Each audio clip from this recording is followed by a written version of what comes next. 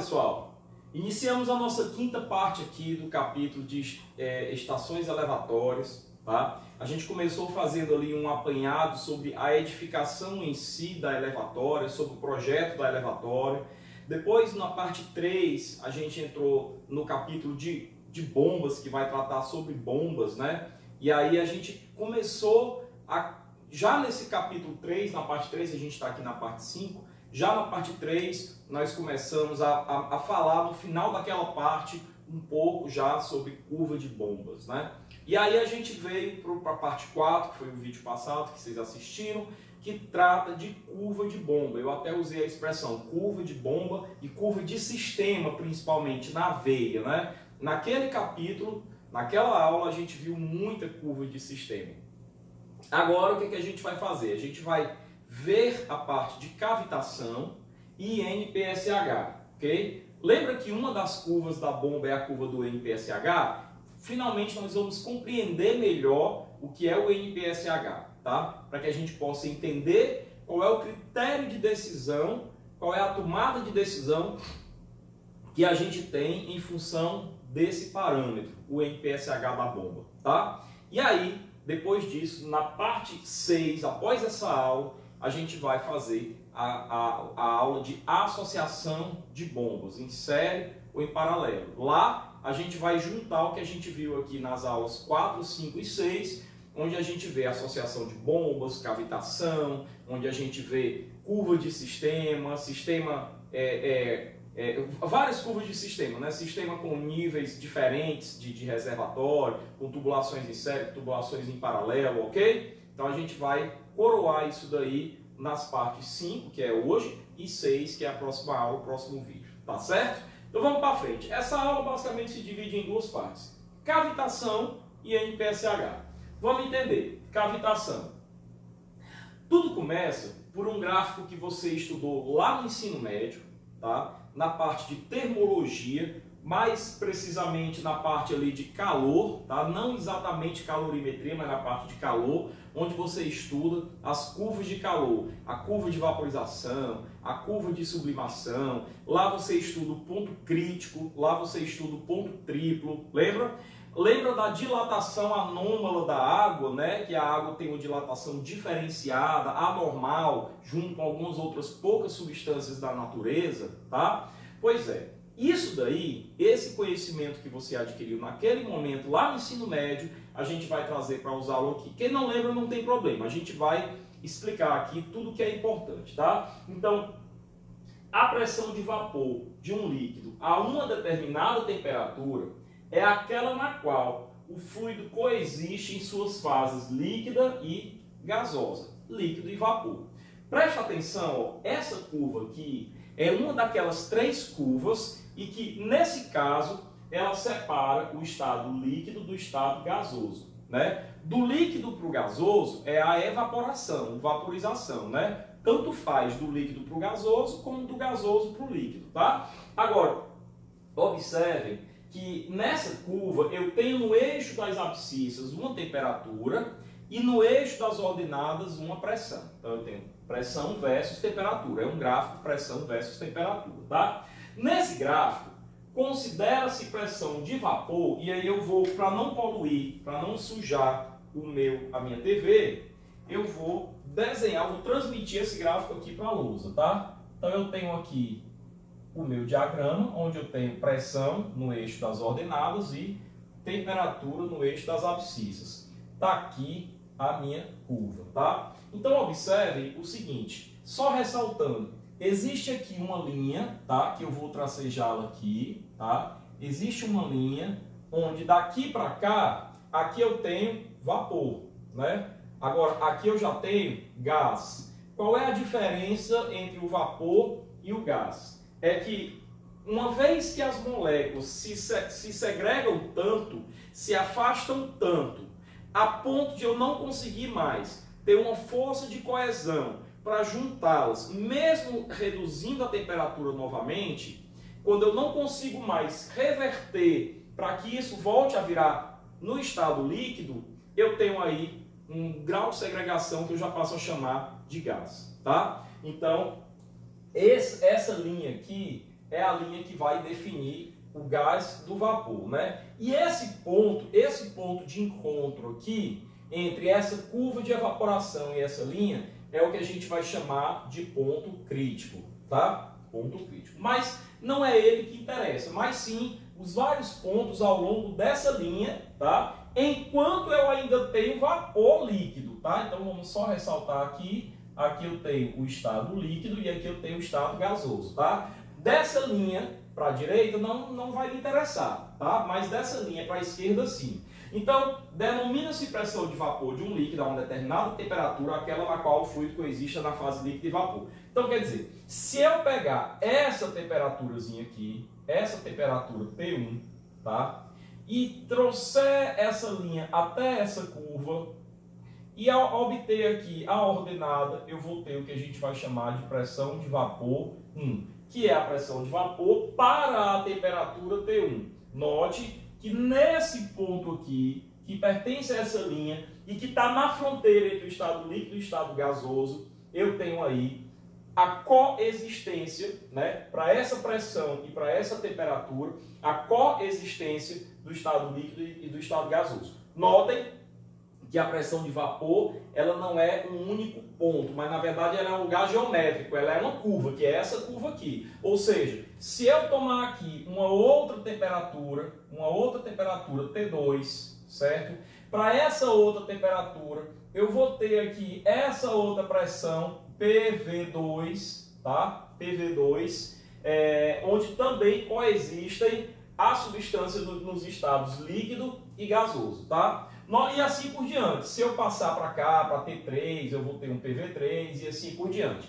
Então, na verdade, a pressão de vapor é um valor de pressão para um determinado valor de temperatura, ou seja, para cada temperatura eu tenho associado a ela uma pressão de vapor. Então, a 10 graus eu tenho uma pressão de vapor, a 11, a 12, a 20, a 30 eu tenho outra pressão de vapor, a 33 eu tenho outra pressão de vapor, ok? Então, eu tenho uma pressão de vapor associada a cada temperatura, ok? Notem o seguinte, o que é que vai interessar? Nessa mesma temperatura, então vamos fixar aqui essa temperatura T2, tá? Aí vamos fazer o seguinte, se eu baixar um pouquinho a pressão, abaixo da pressão de vapor, a substância vai existir em qual estado físico da matéria? No estado gasoso, né? Então note que se eu fixar a temperatura, é o caso, por exemplo, da temperatura que passa dentro de uma tubulação no abastecimento de água, ela é uma só temperatura, né? Então ali eu posso dizer que eu tenho uma temperatura fixa. Numa situação onde eu tenho uma menor pressão, eu caminho para vaporizar esse H2O, essa água, por exemplo, né? Agora, nessa mesma temperatura, nessa mesma T2, se eu aumentar um pouquinho a pressão,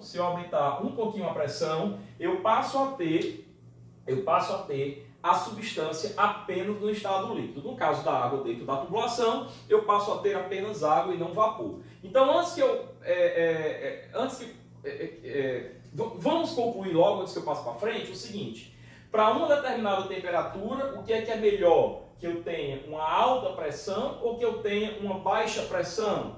É melhor que eu tenha uma alta pressão. Aí quando eu digo alta, não é uma sobrepressão, não. É uma pressão que seja superior à pressão de vapor. Por quê? Porque ali eu tenho a garantia de que eu vou ter a água exclusivamente no estado líquido. Se por alguma razão, e isso vai ocorrer durante um transiente hidráulico, viu? Se por uma razão eu tiver uma pressão abaixo da pressão de vapor, tá? Nem precisa ser uma pressão negativa, pode ser simplesmente uma pressão abaixo da pressão de vapor, naquela temperatura eu vou ter a transformação do estado físico da matéria para o estado gasoso, tá? Então, o interessante é que eu não tenha subpressões, tá? Professor, onde que vai ocorrer aí o meu problema? Vamos contextualizar o problema. Qual é a tubulação, a sucção a de recalque, aonde eu vou ter pressões pequenas ou até pressões negativas, e na verdade pressões negativas? É na tubulação de sucção. Então é lá onde vai estar o meu problema. Na tubulação de sucção, eu vou ter pressões que vão ser provavelmente para aquela temperatura abaixo da pressão de vapor. E aí eu tenho que tomar cuidado, por quê? Porque a água vai se vaporizar. E aí eu vou ter vapor no sistema, eu vou ter ar no meu sistema. É tudo que eu não quero, tá? Lembra que o maior inimigo, nosso avatar, né? O maior inimigo da água aqui é o ar. E eu não quero esse ar no meu sistema. Então eu tenho que trabalhar para evitar que essa pressão desça abaixo da pressão de vapor. Então nessa mesma temperatura, quando tivermos uma pressão maior do que a pressão de vapor, haverá somente a fase líquida. E quando tivermos uma pressão menor, haverá somente o vapor. Observa-se que a pressão de vapor de um líquido cresce, essa curva é crescente, ó, com o aumento da temperatura. Ou seja, quanto maior a temperatura da água, maior a pressão de vapor. Essa curva é crescente, né? É diretamente proporcional. Professor, isso é bom ou isso é ruim? Vamos concluir juntos? Vamos concluir juntos se isso é bom ou isso é ruim? Imagine você que eu tenho água aqui numa temperatura baixa, 18 graus Celsius, 20 graus Celsius, temperatura ambiente de 20 graus Celsius, tá? Agora imagine você que eu tenho água aqui numa temperatura mais elevada, 30 graus Celsius, tá? 30 graus Celsius. Observe que se eu tiver a água a 30 graus Celsius, a pressão ela pode até estar bem aqui assim, ó. Deixa eu traçar uma linhazinha horizontal aqui. Então, para uma determinada pressão P, uma pressão qualquer, se a água tiver a 20 graus Celsius, nessa pressão P, vai estar no estado líquido, porque vai estar acima dessa curva, né? Mas, para essa mesma pressão P, se a água tiver a 30 graus Celsius, essa água vai estar vaporizada, vai estar no estado gasoso. Então, note que quando eu tenho uma temperatura maior, é pior, é ruim.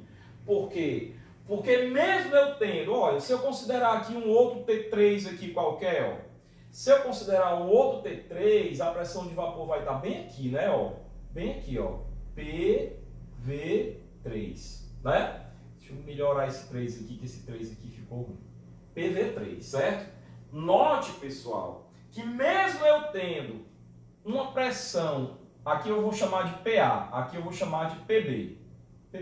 Mesmo eu tendo uma pressão PB mais alta do que PA, uma pressão mais alta do que PA, olha aqui, ó, para a temperatura T3, eu vou estar o quê? Vaporizado, né? Então, quanto maior a temperatura, mesmo eu estando com uma pressão grande, eu corro mais risco de ter essa água no estado gasoso. E isso não é bom. Note, então, que em Mossoró, cujo abastecimento de água, para quem não é de Mossoró, né, para quem está vendo o meu vídeo no YouTube de outro lugar do Brasil, em Mossoró, pessoal, o abastecimento de água, 70% dele vem de manancial subterrâneo, de poço profundo. E o poço profundo em Mossoró, o nosso lençol em Mossoró, ele é muito profundo mesmo, de 300 a 700 metros de profundidade. Nessa profundidade, a água vem numa temperatura muito elevada, tá? Então, nós temos um problema, porque essa água vai para as adutoras, essa água vai para a distribuição, tá? E aí, essa água vai passar pelas estações elevatórias. E lá, numa temperatura muito alta, a chance de, naquela pressão que a água tem dentro daquela tubulação, principalmente nas tubulações de sucção da estação elevatória, é ali que vai ocorrer o problema. Nas tubulações de sucção da estação elevatória, pode ser que ocorra de você ter, mesmo tendo uma pressão positiva e até grande, que essa pressão esteja abaixo da pressão de vapor, e aí não se iluda. Fatalmente, a água, naquele momento, na entrada da bomba, ela vai para o estado gasoso. E aí você vai ter um problema na bomba, que nós vamos comentar mais adiante, certo?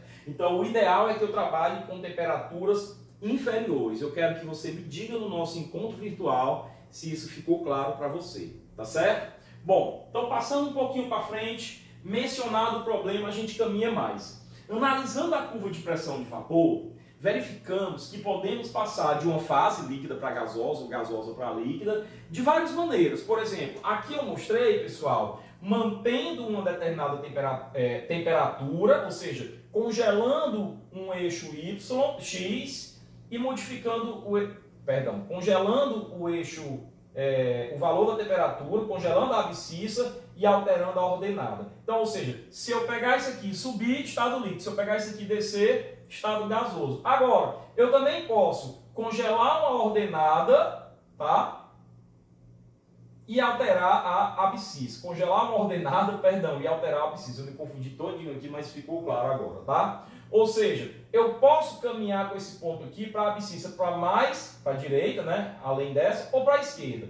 Notem que para essa pressão qualquer aqui, que aqui é o PV2, para essa pressão, se eu aumentar a temperatura, a água vaporiza. E se eu reduzir a temperatura, a água vira líquida, né?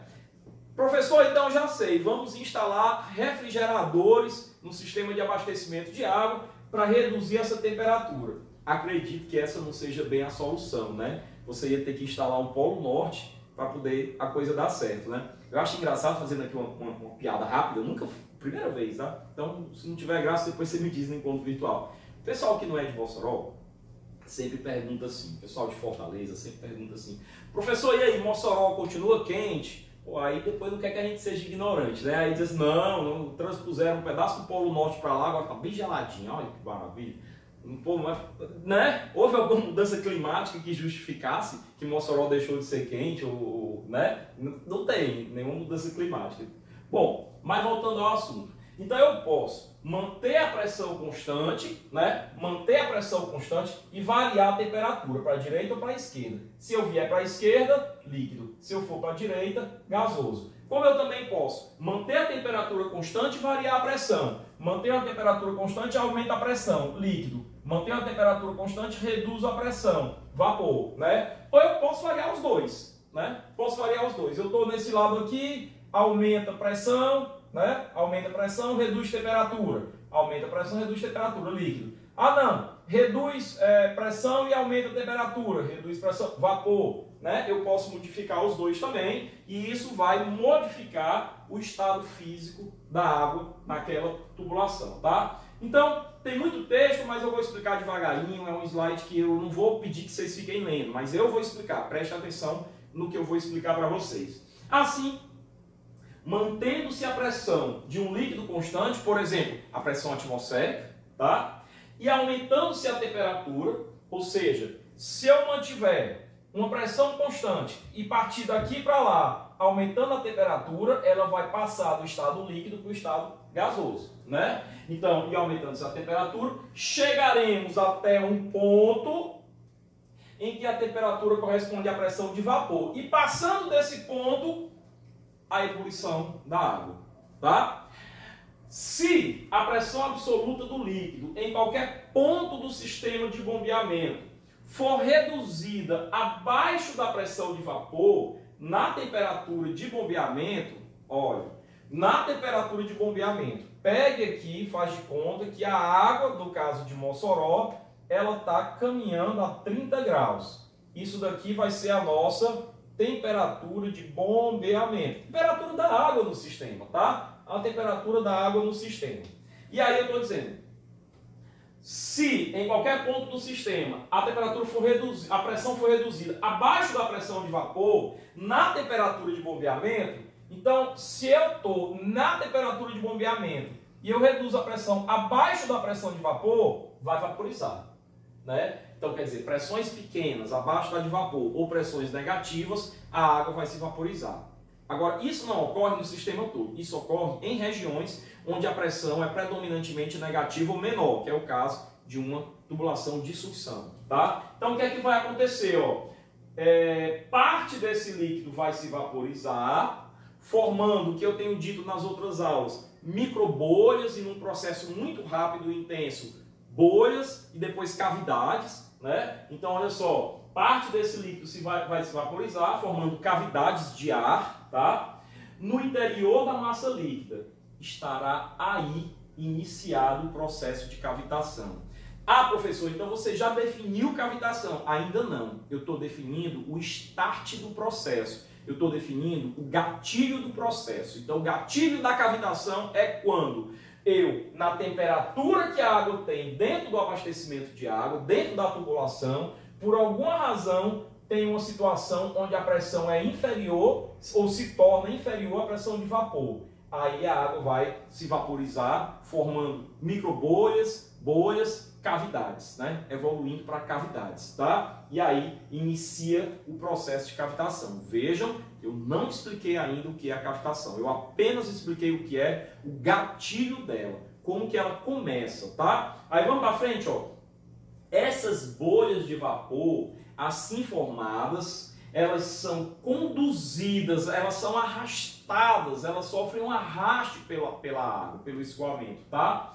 Até atingirem pressões mais elevadas, ou seja, essa tubulação de sucção, uma hora acaba, né? A água entra na bomba, né? E aí ela entra no rotor e aí ela vai ser impulsionada. Ali ela já passa a ter uma pressão o quê? Positiva. Então, dentro da bomba, a água sofre uma pressão, uma diferença brusca de pressão, onde na entrada da bomba a água tem uma pressão geralmente negativa, né? Porque é uma sucção, ou uma pressão muito pequena, e na saída da bomba a água tem uma pressão muito grande positivamente, né? Então essas bolhas de ar que se formaram na região de sucção, na verdade elas começam a se formar na boca de entrada da bomba. Quando elas passam pela região do rotor, elas têm uma brusca mudança de pressão. Ali passa a ser positivo. Aí olha o que é que ocorre, ó. Então as bolhas de vapor assim formadas são conduzidas, são empurradas, são arrastadas pela vazão, pelo escoamento,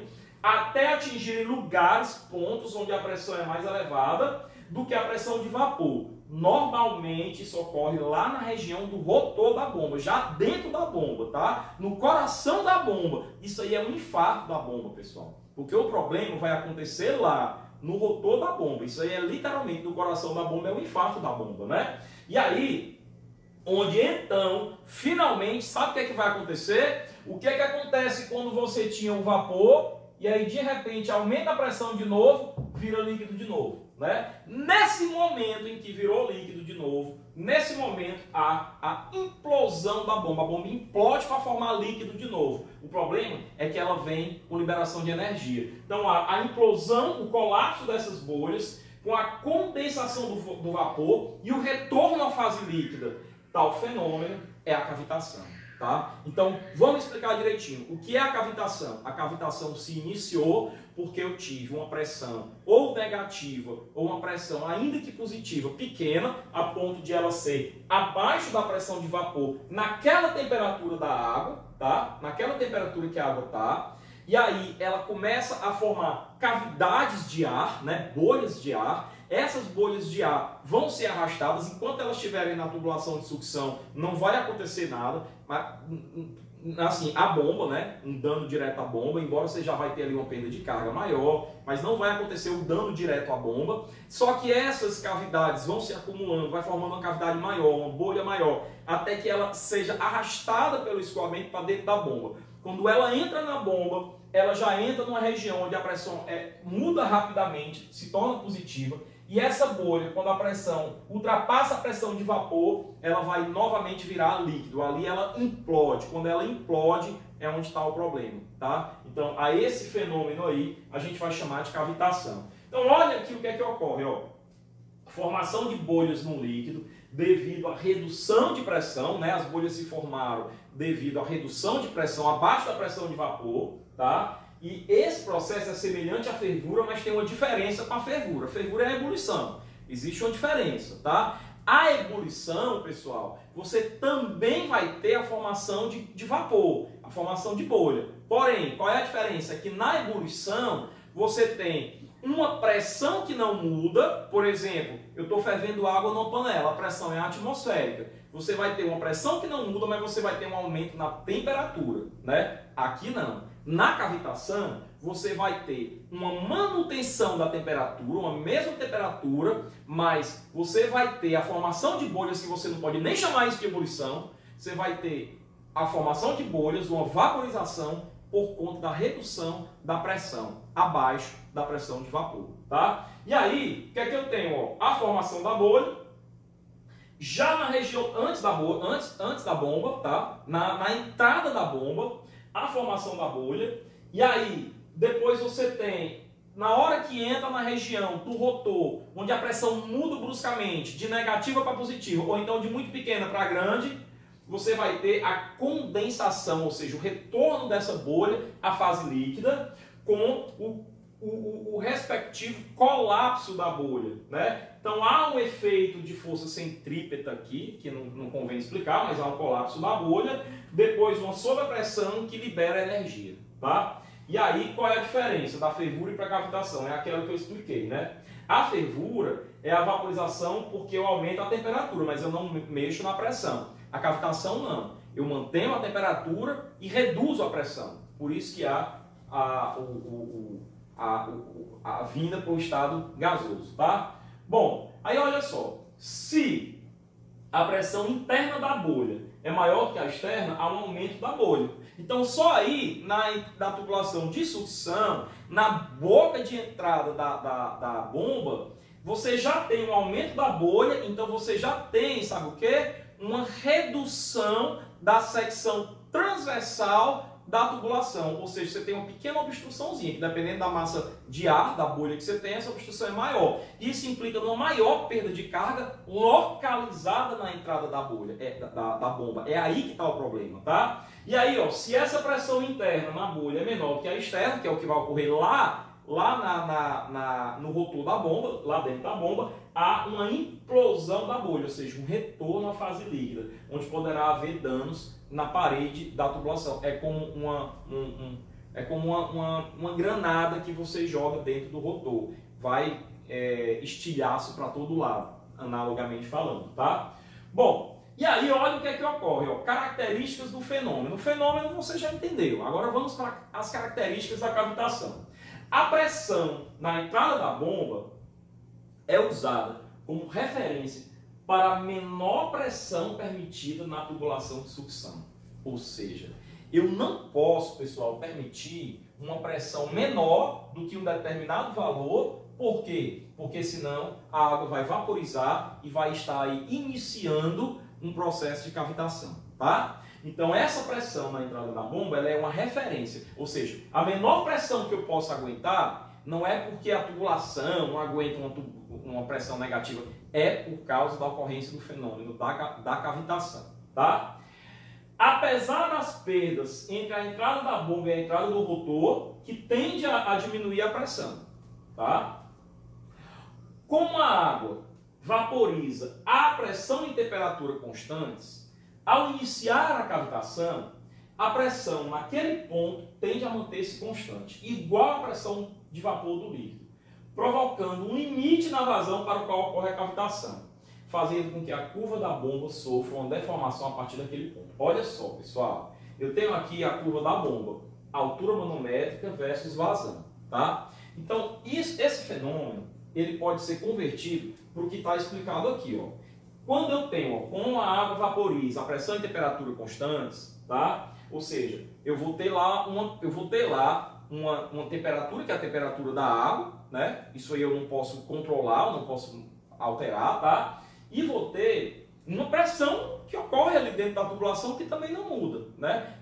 Num ponto ela não muda, ela muda de um ponto, por exemplo, da tubulação de sucção para outro ponto do rotor. Mas num só ponto a pressão é aquela, né? E essa pressão, ela está em função da vazão, né? Essa pressão está em função da vazão. Então, observe, como a água vaporiza a pressão e temperatura constantes, ao iniciar a cavitação, a pressão naquele ponto tende a se manter constante, e igual à pressão de vapor. Então, imagine um ponto qualquer onde a pressão é pressão de vapor, provocando um limite na vazão para a qual ocorre a cavitação. Ou seja, se eu aumentar um pouquinho a vazão, a pressão aumenta, a pressão diminui.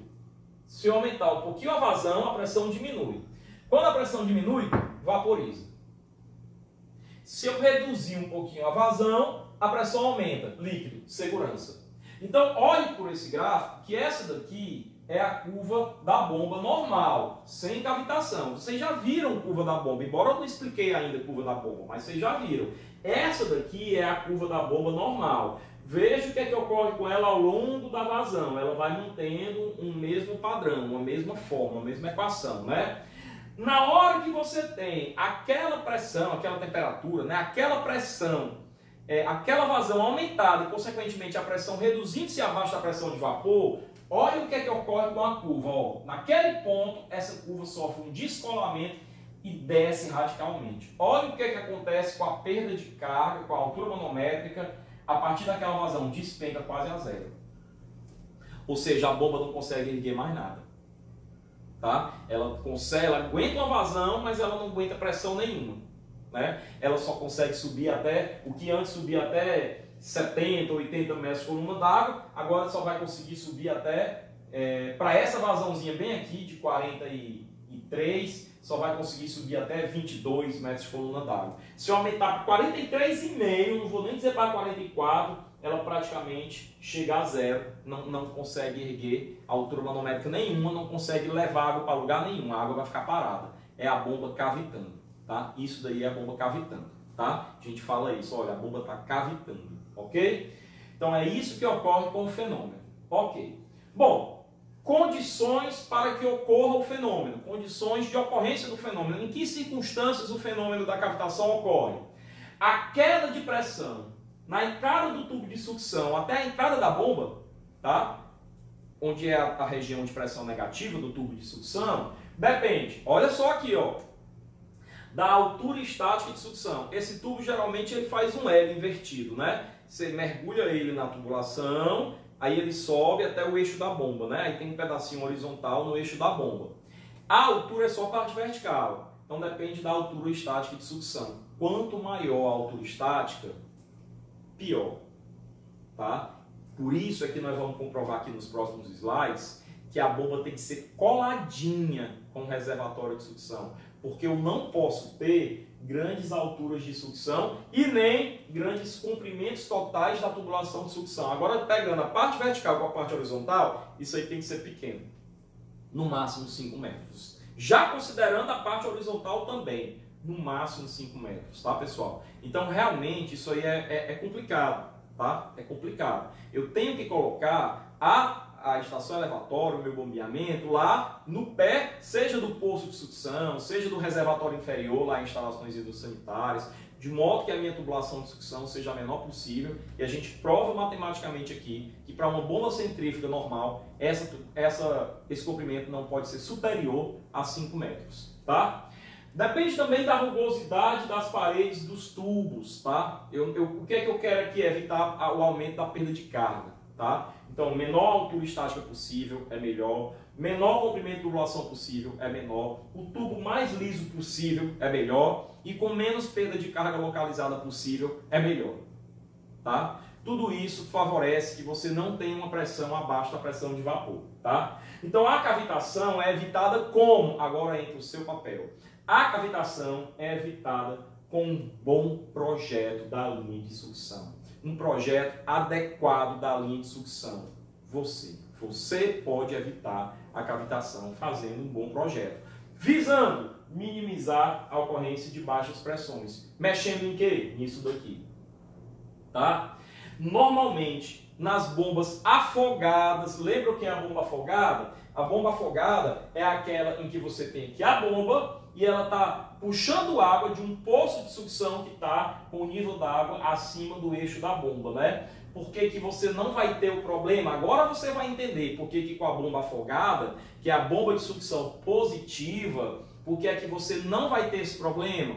Porque ali, pessoal, você não vai estar acarreando, você não vai ter uma pressão negativa. Você vai ter uma pressão equivalente à altura da coluna d'água acima do eixo da bomba, até o nível da água. Você vai ter uma pressão positiva, né? Então, realmente, quando você faz uma bomba afogada, você praticamente elimina praticamente o risco da cavitação. Por que não assim totalmente? Porque ainda você pode estar acarreando uma água a 60 graus Celsius, né? Aí o risco ainda existe. Mas, e essa altura estática de sucção pode nem ser tão grande, né, essa altura positiva. Então você praticamente elimina, depende do projeto, né? É por isso que ali é uma situação ideal quando você faz a bomba afogada, tá? O ar ele não vai querer vir para dentro da bomba, ele vai querer ir para cima do nível da água do poço de sucção, ok? Bom, E aí os efeitos, consequências de uma bomba cavitando.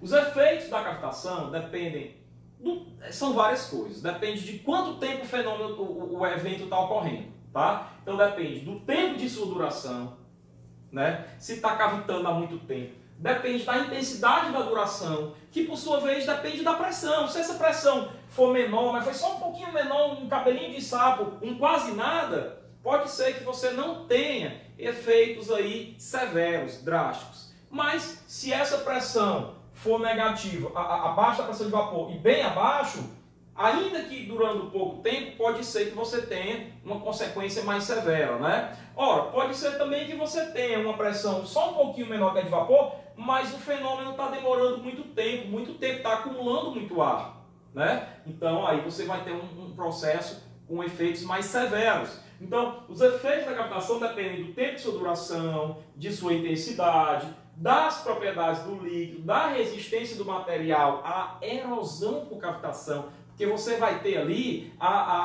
o estouro das bombas danificando as paredes, o estouro das bolhas danificando as paredes internas da região do rotor da bomba, tá?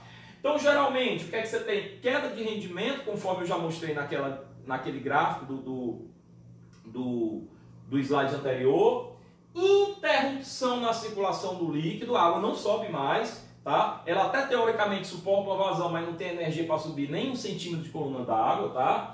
Aumento da potência de eixos das bombas, ou seja, ela vai trabalhar mais forte para tentar levar. Queda da potência de eixo se for turbina. Vazão irregular, trepidação, a bomba começa a fazer isso, tá? Vibração das máquinas por causa do desbalanceamento que ela acarreta, tá? Ruído enorme, ensurdecedor, tá? Você sai correndo com medo. Ruído por conta da erosão das bolhas colidindo com as paredes internas da carcaça da bomba, da região do rotor, provocado pelo fenômeno de implosão das bolhas. Ressalte-se que a erosão por cavitação, olha só, isso aqui é importante, ó, não ocorre no local onde as bolhas se formam, mas sim onde elas implodem. Pessoal, onde é que as bolhas se formam? Elas se formam lá na boca da bomba, na entrada da bomba, ainda na tubulação de sucção, no local onde a pressão é negativa. Só que elas são arrastadas para um local onde a pressão passa a ser positiva, que é lá na região do rotor da bomba, onde elas são impulsionadas. Naquele momento é que ocorre a implosão. Então, veja que a implosão não ocorre no local de formação das bolhas, tá? Danos na carcaça e danos no rotor, que é o coração, tá? Da bomba, ok? Então, olhe essas figuras, olhe como que você tem aqui, parece uma corrosão, né? Parece uma corrosão. Pois é, isso daí não é uma corrosão. Isso daí é uma erosão de tanto que as bolhas estão batendo nessa estrutura metálica do rotor da bomba, né? Aqui eu tenho um rotor aberto, né? Aqui eu tenho um rotor semi-aberto, tá? Ok, pessoal? Então esses aí são os danos que ocorrem, ok? E aí, pessoal, como é que eu faço o controle da cavitação? Vou começar a introduzir o assunto de NPSH, que é a segunda parte da aula, tá? O controle da cavitação é feito assim, ó, preste atenção. Quando a instalação apresenta um NPSH disponível, ó, aqui ó, NPSH disponível, anota na tua folha de borrão aí, NPSH disponível, tá? Quando a instalação apresenta um NPSH disponível insuficiente para uma seleção ótima da bomba, pode-se buscar outras alternativas para aumentar o NPSH disponível. Pessoal, o que é que você, como projetista, vai ter que fazer? Aumentar o NPSH disponível. Tá? Faz de conta que o NPSH disponível é o tanto de dinheiro que tu tem na carteira para comprar um equipamento que tu quer comprar, um produto que tu quer comprar. Você tem que aumentar a quantidade de dinheiro que você tem na carteira. É isso, aumentar o NPSH disponível. Veja que eu estou tentando, através de analogia, não explicar ainda o que é o NPSH, porque não chegou a hora, tá? Mas sim explicar para você que eu preciso aumentar o NPSH disponível, tá bom? Então olha só. Como que eu posso aumentar o NPSH disponível? Ó, diminuindo a altura geométrica de sucção negativa. Aqui, ó. O que é que eu falei aqui, ó? Opa, aqui não. O que é que eu falei aqui? Altura estática de sucção. A altura estática de sucção é a altura geométrica na sucção. Agora, o que está escrito ali, pessoal, isso aqui eu já posso apagar, que eu sei que vocês já entenderam, né? E aí eu vou desenhar aqui duas instalações de bombas. Uma de sucção negativa, né? E uma de sucção positiva. Essa aqui é a bomba não afogada, tá? Essa é a bomba não afogada. Então eu tenho aqui a bomba, tenho aqui a minha tubulação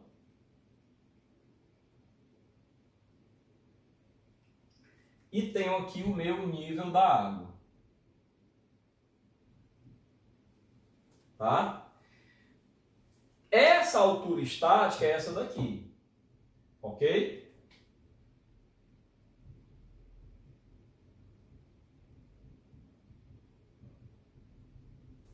Tá? E eu tenho aqui a bomba afogada. Então, o que é a bomba afogada? É quando eu tenho aqui a minha bomba, faltou apoiar a bomba, né?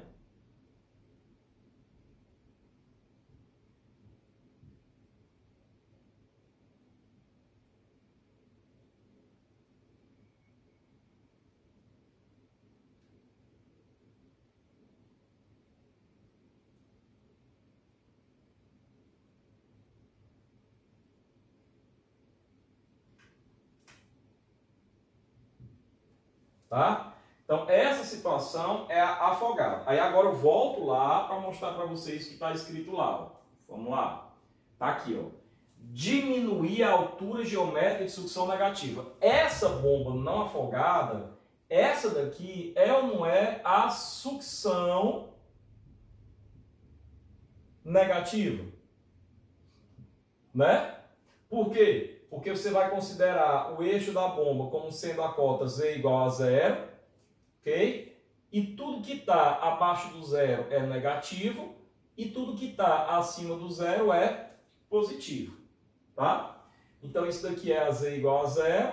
Então essa sucção que está ocorrendo aqui, né? É aqui que está ocorrendo a sucção, ela é na região negativa, é a sucção negativa, tá? Por essa mesma razão é que essa daqui é a bomba de sucção, né, a instalação de sucção positiva, né? Porque esse daqui é o nosso eixo Z igual a zero, né? Z igual a zero, tá? E aí, acima do zero, eu tenho uma região onde a sucção que ocorrer ali é positiva, né? E abaixo do zero é negativa.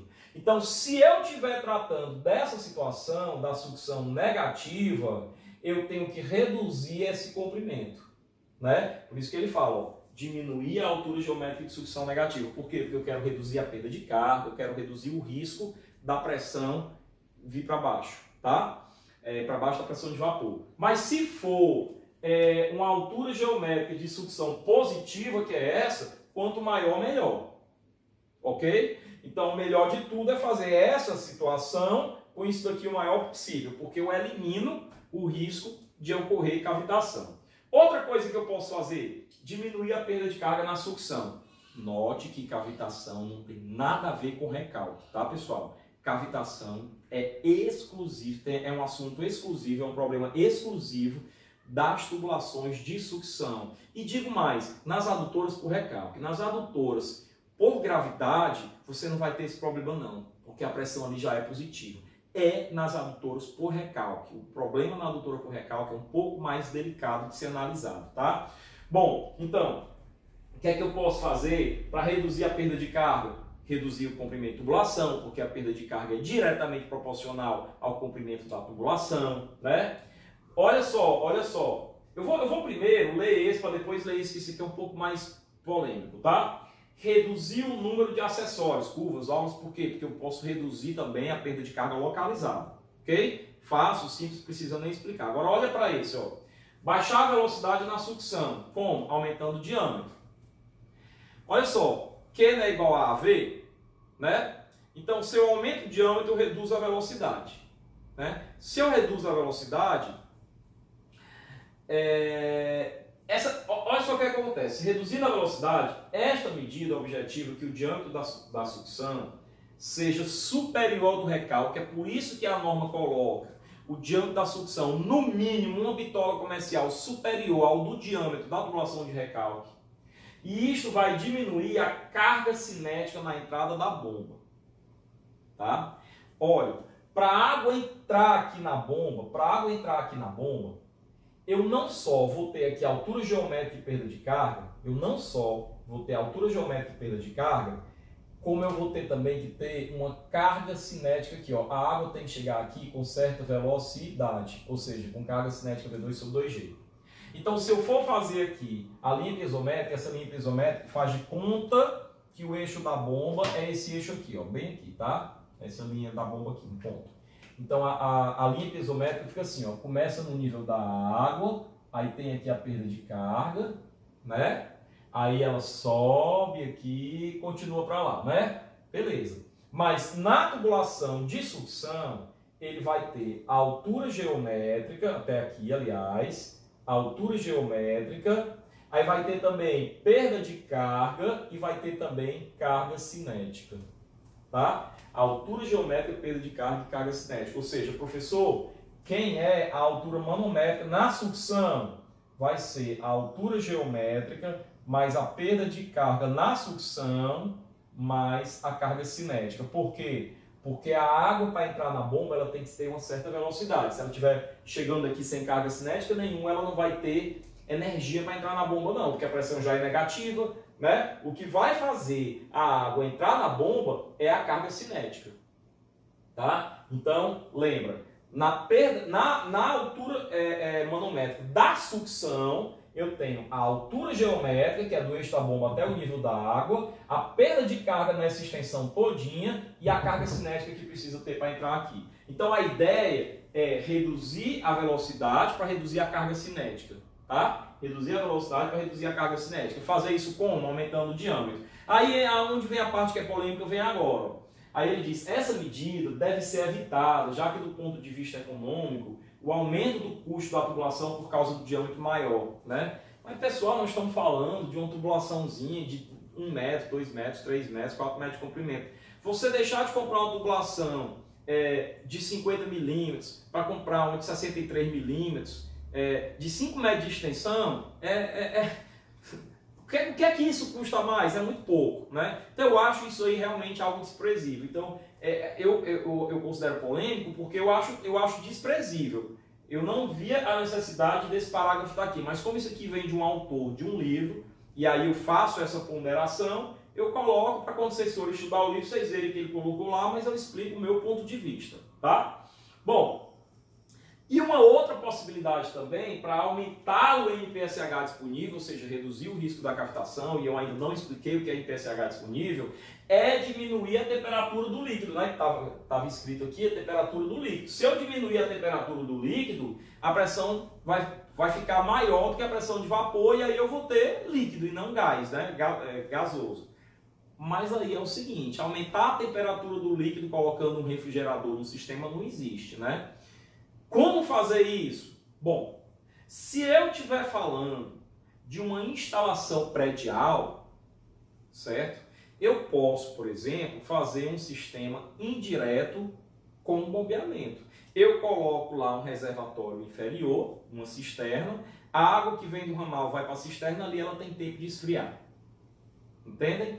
Pessoal, Mossoró, mais uma razão. Lembra das aulas de instalações hidrossanitárias, quando a gente conversa e o pessoal fica instalando bomba na tubulação do ramal do predial da sua residência, né? E que não deve fazer isso em hipótese alguma?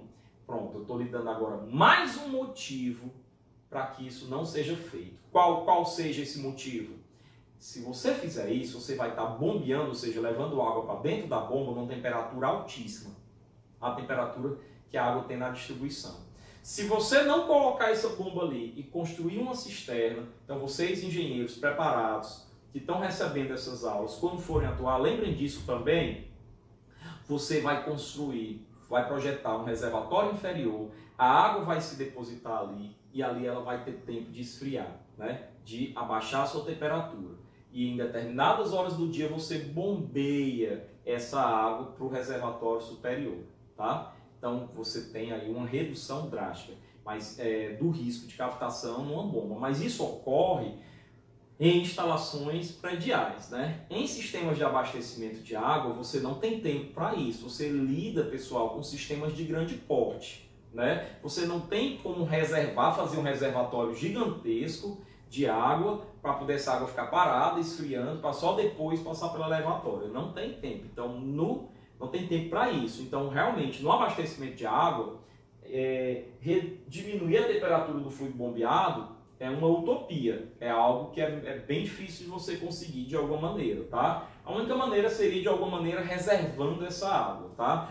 Talvez ali bombeando água à noite, quando a água, se for numa captação, quando a água estiver mais fria, mais geladinha, alguma coisa assim. Ou no começo da manhã, que a água vai estar bem gelada, né? Selecionando horários para o bombeamento. Mas na hora da distribuição isso aí não importa, porque na hora da distribuição você tem que distribuir 24 horas por dia. Então você tem aí um problema. E mesmo na hora da adução, por exemplo, de água tratada, você aduz ali 16 horas por dia, né? Obviamente, nessas 16 horas você pega horários onde a temperatura da água está mais elevada. Então isso daqui é meio utópico, tá? Dito isso, explicado isso, a gente pode finalmente passar para a segunda e última parte dessa aula de hoje, que é a parte de NPSH. Então vamos lá. Primeira coisa, tem dois, o disponível e o requerido. O NPSH subscrito D, de disponível, e o NPSH, aí subscrito o R, de requerido, tá? Vou logo dar uma dica.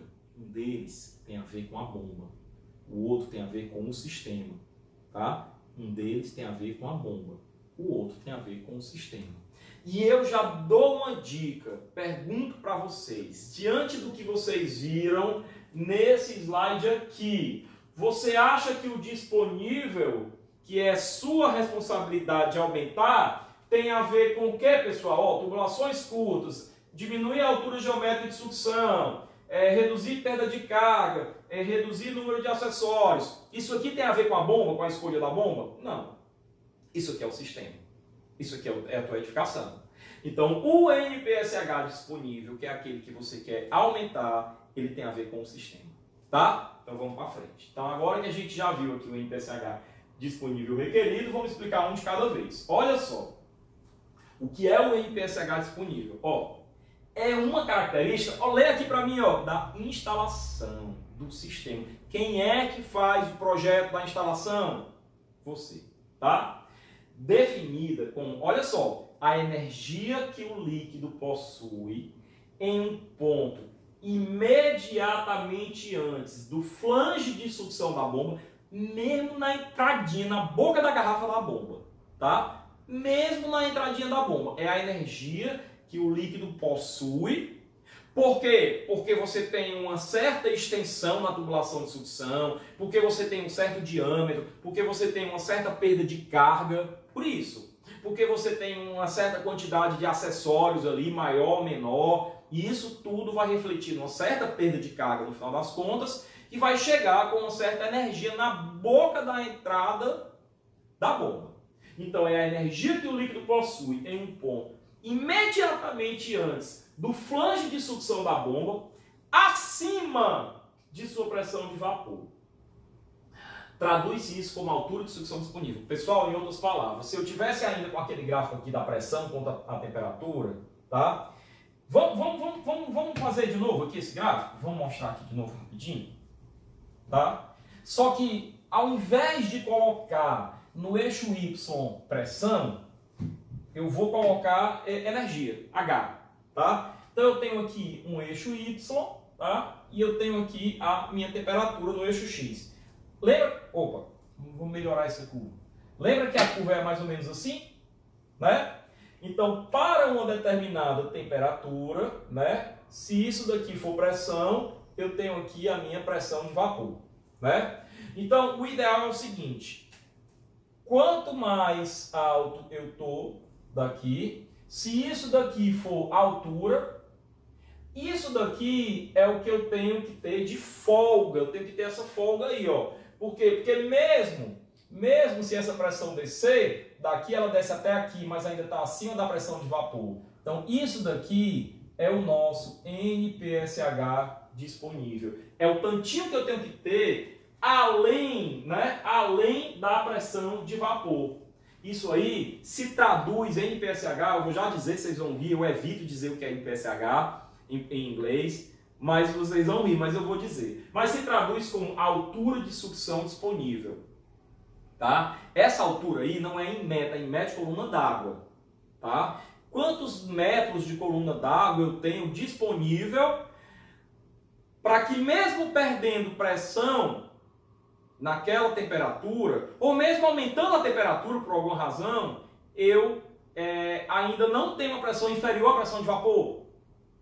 NPSH significa Net Positive Suction Head, né? Head.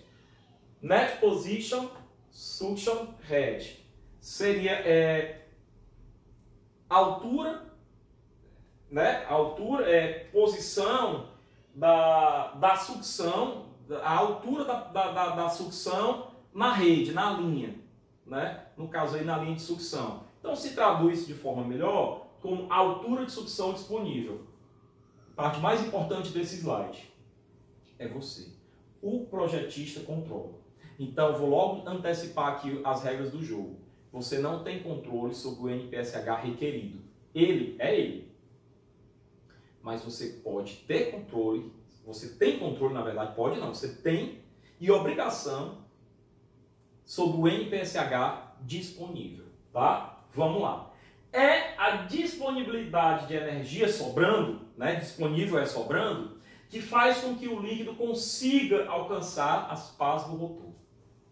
Lembra que ele perde totalmente a energia a ponto de não conseguir subir mais? Isso é porque o líquido não consegue mais nem entrar no rotor. Tá? Então eu tenho que ter uma mínima disponibilidade de energia, isso é o NPSH disponível, para que a água consiga chegar no rotor e de lá ser impulsionado, porque a partir dali não vai ter mais problema. Tá?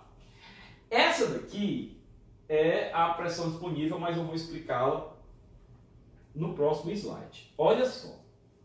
Pessoal, existe aqui uma dedução matemática dessas equações, mas eu vou me furtar disso daqui. Tá? Eu vou fazer o seguinte, eu vou pular essa dedução matemática e vou vir para cá. Deixa eu só mostrar aqui. Pronto. Vou vir para cá. Olha a equação. Eu vou até alterar esse número porque esse aqui era 8.17. Aí agora é 8.18 e aqui ainda ficou 8.17.6. Está errado. Aqui é onde tem 17 e tem 18. Tá? Mas olha só. O NPSH disponível ele vai ser dado. Nesta situação, desta foto, e aí eu pergunto para vocês, isso daqui é uma bomba afogada ou uma bomba não afogada? Isso daí é uma bomba não afogada. Isso daqui é uma bomba de sucção negativa. Então, esta fórmula ela é válida somente para a bomba de sucção negativa, para a bomba não afogada. O NPSH disponível é dado por isso aqui, ó. A diferença entre a pressão atmosférica e a pressão de vapor sobre gama, ou seja, é uma carga de pressão, né? Só que é uma espécie de delta carga de pressão. Delta, variação, carga de pressão. É a pressão atmosférica menos a pressão de vapor sobre gama. Aí olha para cá, ó, menos Z. Quem é Z? É a diferença geométrica, é a altura geométrica de sucção. A altura geométrica de sucção, que é a diferença entre a cota onde está o eixo da bomba e o nível da água. Pessoal, pelo amor de Deus, não é a extremidade da tubulação, não. É o nível da água, hein? Você que sabe hidráulica deve saber disso, tá? Então, esse Z é essa diferença entre o eixo da bomba e o nível da água, tá? Olha só. Menos a perda de carga na sucção, que você vai calcular por uma equação de perda de carga, tá? Se a bomba for afogada naquele outro contexto, olha o Z, ó, vira mais. Isso é ótimo, porque você tem esse Z a seu favor. Por isso que no slide passado eu disse assim, ó, se for bomba afogada, aumentar a altura de sucção positiva, que é essa daqui, se a bomba for afogada. Quanto maior, estava o desenho aqui agora há pouco, quanto maior aquela altura de sucção positiva, melhor, porque maior o Z e maior o NPSH disponível. Ó.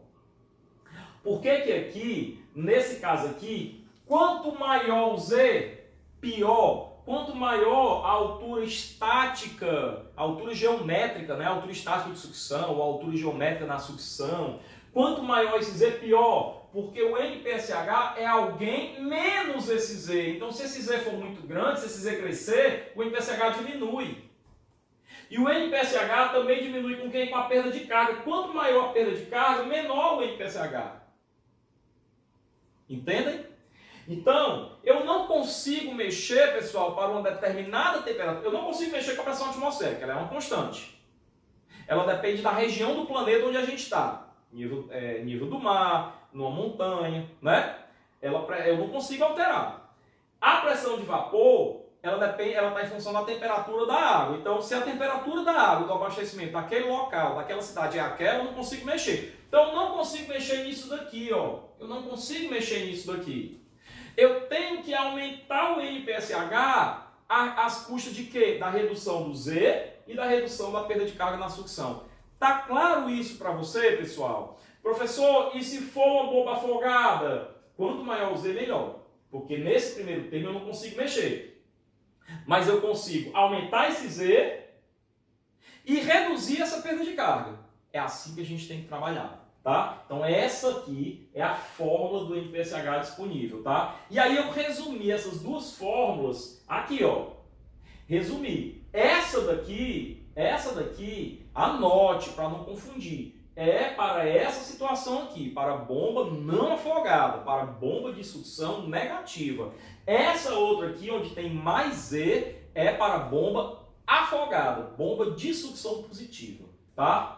E aí, olha só, isso aqui já é uma prévia do próximo slide, tá? Mas eu vou mostrar. NPSH disponível, ele é uma função decrescente com a vazão, que já foi falado. Quanto maior a vazão, pior. Por quê? Vamos lá, bem direitinho, passo a passo. Porque quanto maior a vazão, menor é a pressão naquela tubulação de sucção. E quanto menor a pressão, maior a chance de eu ter uma pressão menor do que a pressão de vapor. Portanto, quanto maior a vazão, menor é o meu NPSH disponível. Tá? Porque quanto maior a vazão, maior a perda de carga. Resumindo, é isso. Quanto maior a vazão, menor a perda de carga. Portanto, o NPSH disponível é uma função que decresce com a vazão. E aí um outro controle que eu posso ter que ter é de não ter vazões tão grandes, né? Porque uma vazão muito grande implica no NPSH disponível menor por causa do aumento da perda de carga. Então, na sequência, vazão muito grande, perda de carga muito grande, né? Perda de carga é função direta com a vazão. Consequentemente, NPSH pequeno, tá? Outra coisa. O NPSH requerido, que eu vou explicar a partir do próximo slide, ele é o contrário. Ele cresce com a vazão. Tá? Então vamos logo entender isso aqui. Isso aqui, começa aqui a parte final da aula, o NPSH requerido. É uma característica da bomba, fornecida pelo fabricante. Você tem alguma gerência, você projetista da instalação, sobre a bomba? Não, você não é fabricante de bomba. Você não tem nenhuma gerência, nenhuma responsabilidade sobre a bomba. A bomba é a bomba, né? Definida como a energia requerida pelo líquido para chegar a partir do flange de sucção, vencer as perdas de carga dentro da bomba e chegar até o ponto onde finalmente vai ganhar energia e passar, os surfistas vão entender, passar da arrebentação das ondas. Né? Quando você surfa que está entrando no mar ali, você tem ali um momento que você fica só levando pancada da arrebentação das ondas. Depois que você passa dessa arrebentação das ondas, é que você tem um mar calmo. A arrebentação das ondas aqui seria o nosso rotor. Né? Em outras palavras, o NPSH requerido, já viu que NPSH, seja disponível ou requerido, NPSH é uma energia, né? É em metro de coluna d'água. Então você já viu isso daí. Então, o NPSH requerido, ele depende da bomba. Cada bomba tem lá uma geometria, tem um material, que ela diz o seguinte, olha, essa bomba aqui, ela precisa, ela requer, por isso o nome requerido, uma energia mínima de tanto. Então você tem que ter o NPSH disponível, vou logo dar uma dica, ó. O NPSH disponível tem que ser maior do que quem? Do que o NPSH requerido, tá? Então já fica essa dicasinha aqui, ó. Por quê? Porque o que você tem que dispor no seu projeto tem que ser maior do que o que a bomba quer. A bomba quer, no mínimo, essa energia aqui. Por isso que isso aqui é a altura de sucção requerida, tá? O NPSH requerido depende de elementos de projeto da bomba, que você não tem gerência sobre isso. Do diâmetro do rotor, da rotação específica da bomba, da rotação. E aí eu tenho aqui as curvas características fornecidas pelos fabricantes, né? Curva HQ, curva potência Q, curva NPSH Q, que são as curvas da bomba que eu já tinha mostrado para vocês, né? Que são da altura manométrica em função da vazão, que é a curva da bomba propriamente dita, a curva do consumo de energia, a curva da eficiência, aí tem a curva do IPSH, que eu tinha falado em 4, e tem até a curva da potência, mas isso nós vamos ver como é que essa questão da potência aparece ali, tá? Ela aparece em escamas e tudo, tá? Bom, então olha só que legal, olha só como eu mostro nesse slide, como que o NPSH requerido varia em função, por exemplo, do diâmetro do rotor da bomba. Lembra que eu falei que o NPSH requerido é uma função crescente para a vazão? Detalhe, ó, presta atenção, ó. Eu não quero que o disponível seja maior do que o requerido, então o que é que eu quero? Que o disponível seja o maior possível e que o requerido seja o menor possível, né? Tá claro isso? Requerido o menor possível. E o requerido varia diretamente com a vazão. Vazão cresce, o requerido cresce. Então, se eu quero um requerido pequeno, eu quero uma vazão pequena. Tá? Então, olha só.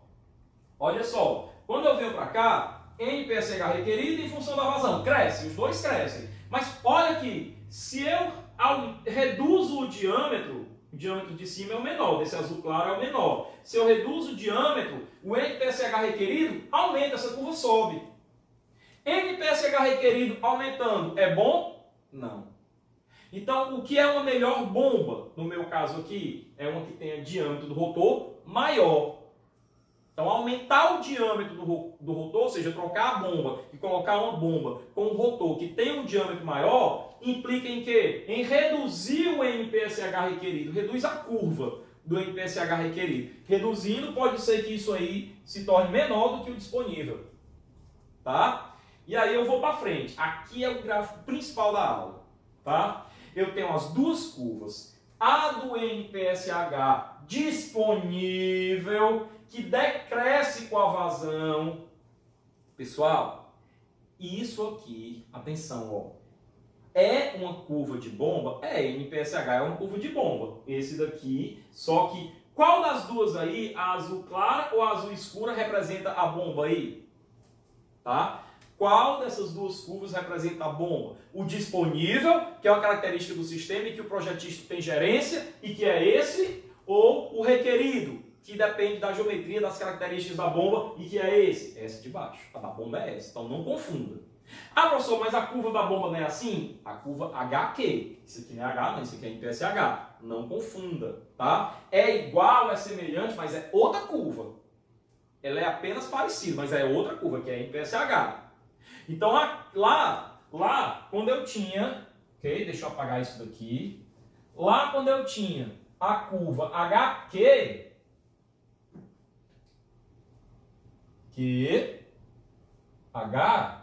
tá? A curva da bomba é essa. E a curva do sistema é essa. E esse daqui é o nosso ponto de trabalho, né? Que representa uma vazão de trabalho e uma altura de trabalho, tá? Isso aqui é NPSH. Quando eu falo de NPSH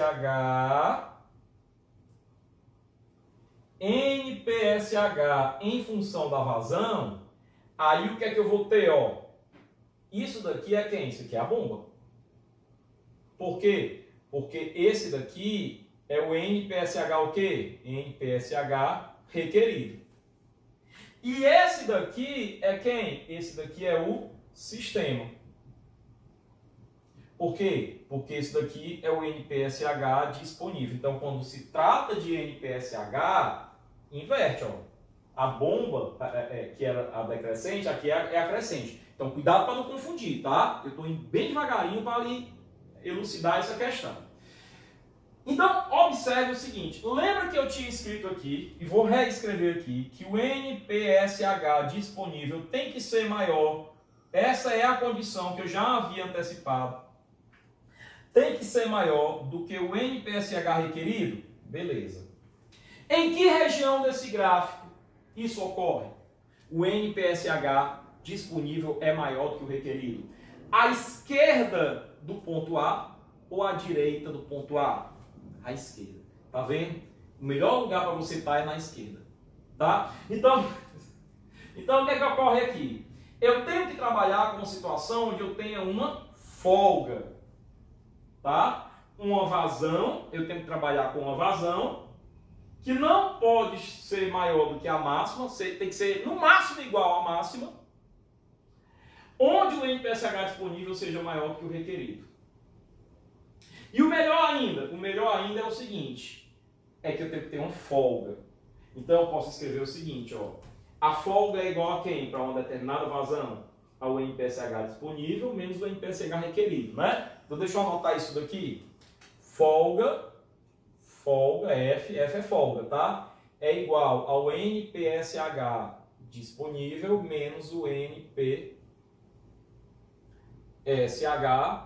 requerido. Isso daqui é a minha folga, tá? E aí, alguns autores, eles elencam valores seguros, de acordo com a convicção deles, para a folga, tá? O professor Rodrigo Porto, de São Carlos, ele elenca que essa folga tem que ser maior do que 0,5 metros de coluna d'água, do que meio metro de coluna d'água, ou seja, que o NPSH disponível menos o NPSH requerido, por segurança, tem que dar maior do que meio metro. Batista e Lara, 0,6, tá? Na prática, leia isso aqui direito, isso aqui está escrito, o NPSH disponível tem que ser maior num intervalo de 1,10 a 1,15, ou seja, 10% a 15% além do NPSH requerido, tá? Ele tem que ter uma diferença a mais do que o requerido, de 10 a 15% do requerido. Então, se o requerido fosse, por exemplo, 10 metros de coluna d'água, o disponível tem que ser 11, que seria 10%, ou 11,5, tá? 11 ou 11,5, ok? Veja que ele está botando aí 1 metro a mais, ou 1,5 metro a mais, que é maior do que esse meio metro, do que esse 0,6 metros, ok? Bom, então, os últimos slides de teoria dizem o seguinte, a máxima altura estática de sucção que eu posso ter, 5 metros. Isso aqui é provado, eu não quis colocar essa bagagem matemática aqui, porque ia fugir um pouco do foco, mas eu peço que você aceite essa informação, tá? Mas, ó, pela equação do NPSH disponível, os dois termos modificados pelo projetista são a altura estática, eu vou voltar à equação aqui, ó, que eu já comentei isso, que ele está dizendo lá. Eu não posso mexer aqui, ó, não posso. Eu posso mexer aqui, reduzindo perda de carga, e nessa imagem aqui, na sucção negativa, reduzindo a altura estática, né? Então, olha o que é que ele está dizendo lá, ó.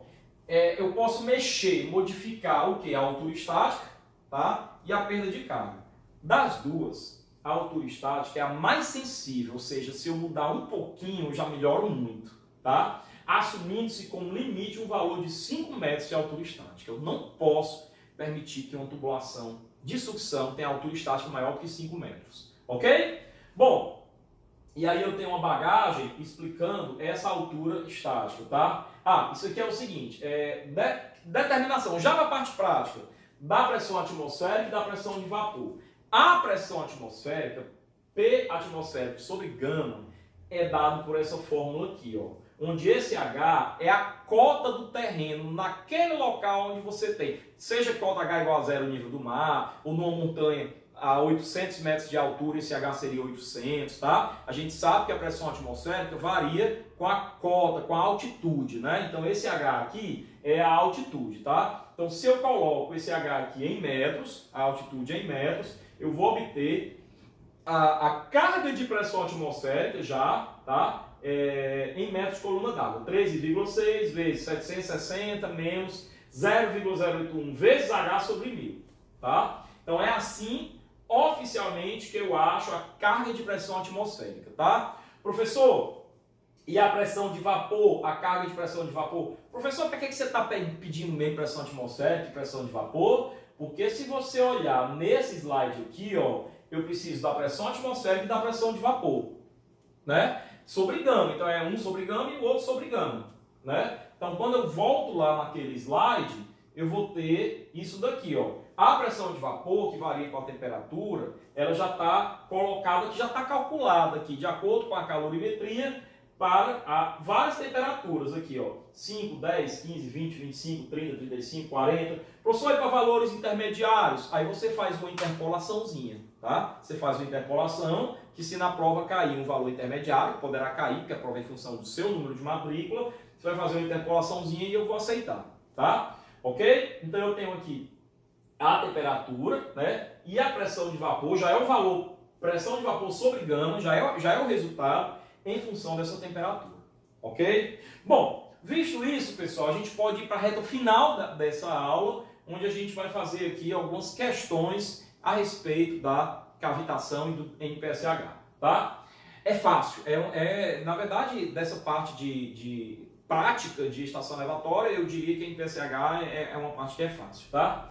Suponhamos que uma bomba de modelo hipotético seja colocada para operar com 35 metros de coluna d'água de altura manométrica total. Anote aí, a AMT é altura manométrica total. Em outras palavras, é a altura manométrica da bomba, tá? 35 metros. Vazão de 32,5 metros por hora. Altura de sucção de 2 metros, isso aqui é a estática, tá? Isso aqui é o Z. E perda de carga por atrito na sucção, ou seja, a perda de carga, ΔHS, de 1,5 metros. A altura em relação ao nível do mar, aonde essa bomba vai ser instalada, é de aproximadamente 600 metros. É um lugar, uma planície ou um planalto, onde você tem ali 600 metros de altura em relação ao nível do mar. Isso aí é para quê? Para determinar a carga de pressão atmosférica, né? P atmosférica sobre gama, tá? E a temperatura da água é 30 graus. Então tá aí, tudo desenhadinho, ok? Para que você possa fazer aí a sua questão. Isso aqui ainda é do enunciado da questão, tá? Olha só, vamos desmiuçar essa figura bem devagarinho. Quantos eixos X você está vendo aí? Quantas abscissas? Só uma, vazão. Né? Tá indo de 19 até 55 metros cúbicos por hora. Agora, quantos eixos Y, quantos eixos de ordenadas você está vendo aí? Se você observar bem, reparar bem, vai ver que tem um do lado esquerdo, altura. Então isso daqui, em outras palavras, é o gráfico do HQ, cuja curva da bomba é essa, isso aqui é da bomba, tá? Isso aqui é da bomba, não é do sistema. Os dados do sistema, ele deu aqui, altura manométrica, vazão, ele deu aqui, tá? Altura estática, perda de carga, deu aí. Isso aqui é a curva HQ da bomba, certo? E aí, ele até disse, ó, pessoal, olha para cá, qual é a mesma vazão aqui, hein? 32,5. Ó aqui, ó, 31, 35. 32,5. Ele deveria, nessa figura, ter colocado aqui, 32,5. Então, na hora que ele puxou esse 32,5 aqui, ó, qual é a altura manométrica que essa bomba vai estar operando? 35, né? Aí, 35, tcharam! Tá vendo aqui, ó? 35. Então, ele já pegou esses valores e marcou para fazer o ponto de encontro do sistema com aquela curva da bomba. Então, se eu for traçar, eu vou apagar isso daqui, pessoal, para mostrar uma coisa para vocês, tá? Embora a curva do sistema não esteja desenhada aí, eu já estou nesse gráfico marcando o ponto de trabalho. Por quê? Porque eu tenho aqui H, Q, eu tenho aqui a curva da bomba, tá? E ele já marcou um ponto bem aqui, aonde a vazão é 32,5 e a altura manométrica é 35, é isso mesmo? 32,5 e 35. Obviamente, isso aqui é a bomba, né? Isso daqui é a bomba, a curva da bomba. Se eu fosse traçar a curva do sistema aqui, ó, para essa altura geométrica de 2, né? Ele estaria começando aqui no valor 2, tá? E faria isso daqui, ó.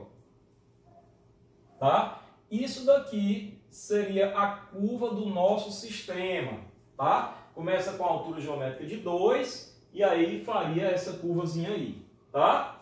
Bem, então ele já está dando o nosso ponto de trabalho. O ponto de trabalho para essa bomba é esse daqui. Agora, para que serviu isso daí, professor? Aí vamos esmiuçar o resto da figura. E aí, ele colocou essa outra linha vermelha e colocou aqui, ó, NPSH. E aí eu queria sinceramente fazer uma pergunta para você. Você acha que esse NPSH aqui, ele se refere ao disponível ou ao requerido? Ora, se ele está falando aqui da curva da bomba, dos dados da bomba, esse NPSH aqui é o que é ligado à bomba, é o requerido. Até porque o requerido eu olho nas curvas da bomba. E o disponível eu calculo P atmosférico menos P de vapor sobre gama menos Z menos perda de carga na sucção. E esses dados estão aqui. Então, esse carinha que ele vai dar aqui é o requerido. Professor, como achá-lo? Porque quando você disse curvas de bomba, lá na aula de curvas de bomba, você não ensinou como achá-lo. Eu ensinei só descer o pontinho. Mesma coisa, ó. Na hora que eu descer esse ponto aqui até aqui, ó, esse aqui é o valor do NPSH. Esse aqui. Vamos ler quanto é que ele é? Tá aqui ele aqui, ó. Para um pouquinho menor do que 5. 4,9, alguma coisa assim. Ó, 4,95, tá? Opa, deixa eu voltar. 4,95. Então, em outras palavras, esse gráfico serviu para quê? Para calcular o NPSH requerido, que ele já calculou para você.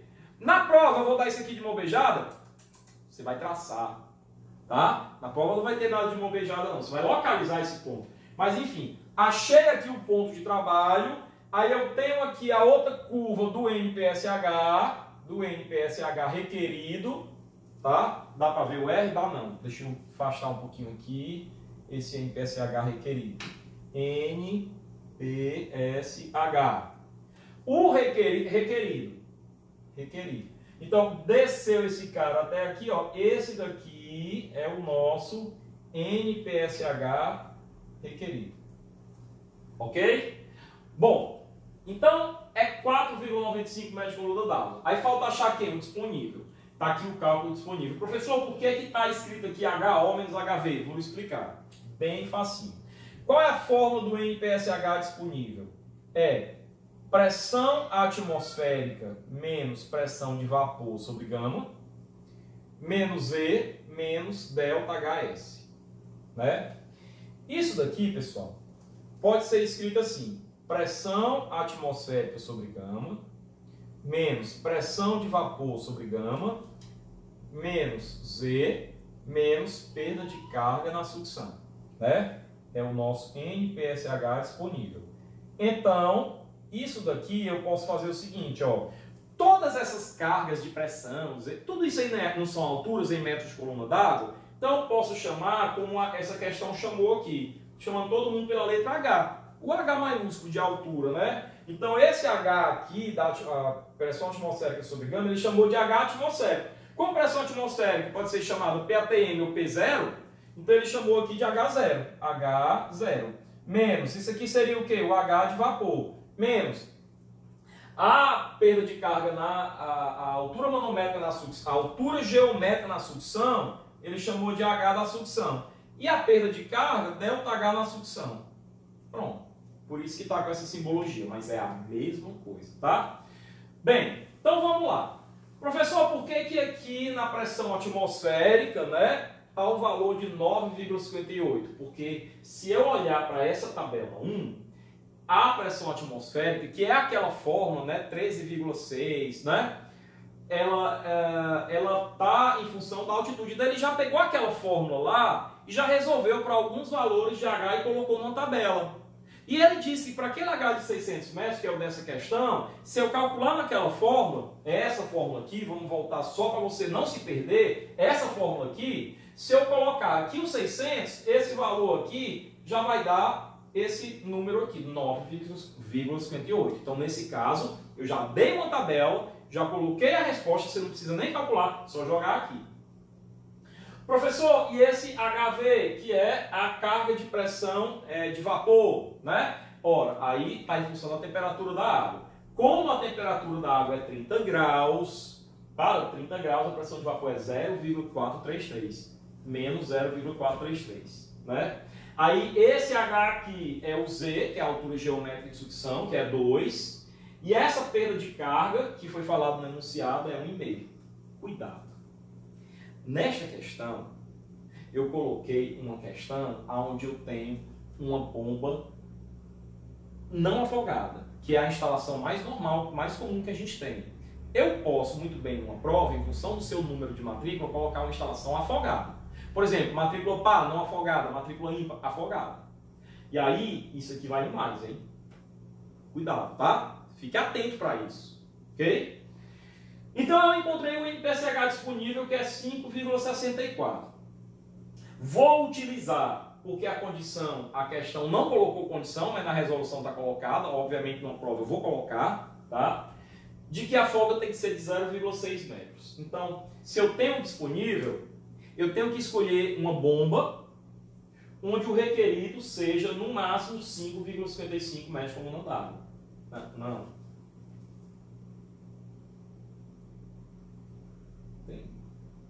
Tem erro aqui. 5,64 menos 0,6 é 4, deixa eu ver aqui.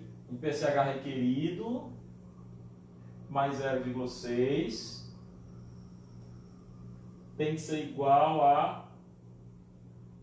Pessoal, essa resposta está errada, viu? Essa resposta vai ser 5,64 menos 0,6, dá 5,04, tá?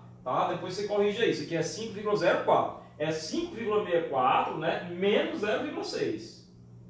O NPSH requerido máximo tem que ser de 5,04, ok?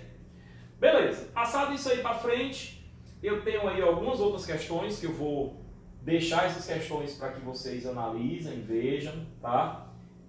Está resolvida, você vai olhar aí. Já coloquei algumas dessas questões em prova, tá? Isso aqui é apenas uma outra maneira de você achar a perda de carga, por tabela, consulte essa tabela, é como os fabricantes muitas vezes colocam. Para vários diâmetros, seja para PVC, seja para ferro fundido, tá? Tá aqui, continue essa tabela e você vê aqui, está bem direitinho, dá para entender bem direitinho, tá? Sucção, recalque, enfim, ok? A altura manométrica total, NPSH disponível, ok? Você vai desenrolar isso daí direitinho, ok? Escolha da bomba, tá? Escolha da bomba, tá? Essa questão aí vai ficar para você, não vou fazer essa questão não, tá? Você olha isso daí. Essa questão aqui já caiu várias vezes em prova, ok? Veja também aí essa questão resolvida, ok? Nessa aula eu vou ficar, essa questão está resolvida aqui, ó, está resolvida. Procure entender essa questão. Eu peguei a figura e coloquei aqui de vermelho alguns elementos, tá? Tem só um pequeno erro aqui, tá? Esse X aqui, deixa eu ver se é o erro, eu acho que é o comprimento da tubulação, então não tem erro não, tá? Então calcula aí, faz esses cálculos, veja esses passos e qualquer dúvida você me avisa no nosso encontro virtual se tirar essa dúvida lá, tá? Tem algumas questões resolvidas aí e para a aula não ficar tão longa, eu vou deixar essas questões aí para que vocês olhem, ok? Tá aí perda de carga unitária, tá aí o valor do X, 3,27 metros, calculadinho, direitinho, tá? E outras questõezinhas aqui, ó, com o NPSH requerido, já em função da vazão, ou seja, isso daqui equivaleria a essa curva que o fabricante fornece. Só que ao invés de fornecer uma curva, um dado gráfico, ele forneceu isso em tabela. Se você quiser, você plota a curva a partir desses dados. Para a vazão de 0, o NPSH é quanto? É 1,5. Para a vazão de 0,02, o NPSH é quanto? É 1,55. Mas não precisa, você pode usar simplesmente a tabela. Ok? Então, veja essa questão aí. Tem a 5 aqui que já não está resolvida. Tá? 8.15.5, 8. Tá tudo trocado aí o número da... Eu vou ajeitar isso aí depois, ok?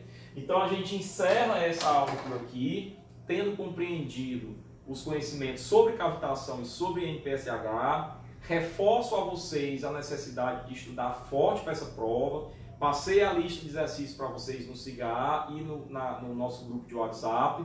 A gente vai para a próxima aula, próximo vídeo, finalizar vendo associação de bombas em série e em paralelo, tá certo? Ali é a nossa cereja do bolo, tá? Não só porque a gente associa bombas, mas porque a gente faz questões onde não só tem bombas isoladas ou associadas, em série, em paralelo ou até de forma mista, e também sistemas diferentes, ok? Então a gente se encontra aqui na próxima aula. Um forte abraço, salve a bomba!